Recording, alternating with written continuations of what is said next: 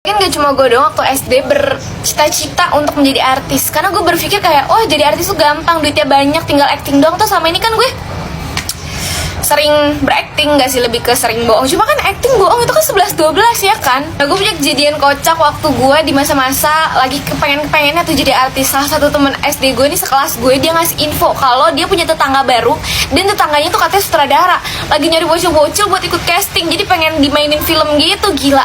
Seketika pas gue denger info dari teman gue, terus gue yang kayak, apakah ini pertanda gitu, doa-doa gue selama ini diijabah, walaupun sebenarnya gue menjadi artis tidak didukung oleh mak bapak gue gitu kan. Akhirnya gue bertemu dengan sutradara yang bisa mempromosikan gue menjadi seorang artis terkenal. Wah, seketika habis denger info kayak gitu tuh, itu kan lagi di sekolah ya, di kelas gue langsung berandai-andai, gila gimana ya pas gue jadi artis, gue main film, gue banyak duit gitu. Kayak ya seperti biasa, halunya mulai keluar. Beberapa temen gue tuh banyak juga yang tertarik. Nah cuma kan bayar nih guys, jadi gue harus otomatis bilang ke emak gue, dan bayarnya itu lumayan lah gitu. Gue nggak tahu ya 100.000 atau 200.000, gue lupa. Itu karena gue di kelas 4 SD, jadi kayak gue nggak punya uang sama sekali. Jadi otomatis gue harus bilang ke emak gue izin dulu.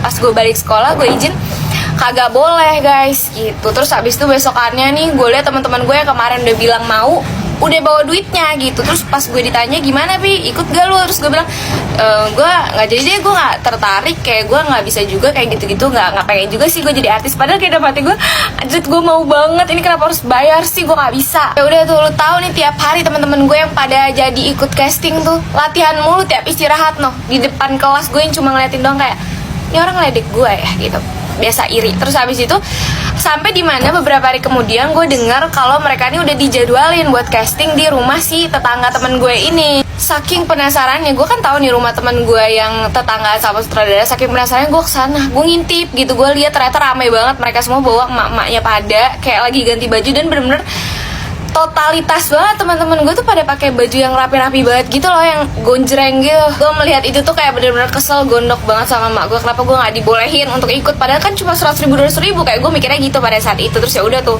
akhirnya beberapa hari kemudian gue kok nggak denger isu-isu casting ini lagi kan. Akhirnya gue tanya sama teman gue, gimana, udah ada yang kepilih buat casting? Terus teman gue bilang nih, yang tetangga dalam sutradara, dia bilang iya nih si om ini, gue lupa namanya siapa, om ini lagi keluar kota dulu ngurusin syuting, nanti pas balik baru dia ngasih tahu gimana kelanjutannya. Oh ya udah, beberapa hari sampai beberapa minggu, terus gue denger kabar kalau ternyata tetangganya kabur bawa duit pendaftaran yang 100.000 atau 200.000 itu. Terus gue langsung kayak, gue pengen ketawa gitu, dan gue kayak ngerasa seneng karena gue nurut sama orang. Jadi pelajaran yang harus diambil dari cerita ini adalah nurut kata orang tua.